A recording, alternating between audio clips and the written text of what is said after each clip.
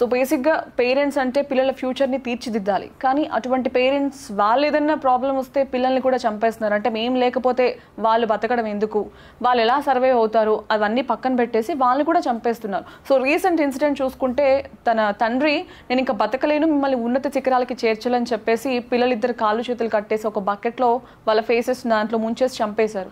So ఈ incident ప్రతి ఒక్కరి గుండెల్ని చాలా కలిచివేసింది. సో మీకు ఎలా అనిపించింది అసలు? It's a very sad thing అండి. లైక్ సరే నా ఇనేబిలిటీ వల్ల, నా క్యాపబిలిటీ లేకపోవడం వల్ల నేను వాళ్ళకి మంచి లైఫ్ ఇవ్వలేకపోతున్నాను అనేసి చాలామంది ఏంటంటే సూసైడ్ చేసేసుకుంటూ ఉంటారు. వాళ్ళు సూసైడ్ చేసుకోవడం పక్కన పెట్టేస్తే వాళ్ళ పిల్లల్ని ఆర్ సమ్ టైమ్స్ వాళ్ళ వైఫ్ని కూడా వాళ్ళతో పాటు చంపేయడం అనేది చేస్తూ ఉంటారు వాళ్ళు. సో మీరు అన్నట్టు ఇన్ ద రీసెంట్ ఇన్సిడెంట్ కూడా అదే ఉంది.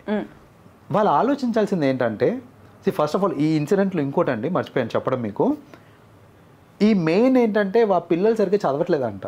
ఓకే, పిల్లలు సరిగ్గా చదవట్లేదు, వాళ్ళకి మార్కులు కూడా సరిగ్గా రావట్లేదు, వీళ్ళు కాంపిటీషన్ని తట్టుకోలేరు, నేను వీళ్ళకి మంచి లైఫ్ ఎలాగో ఇవ్వలేను, సో వీళ్ళు బతికి వేస్ట్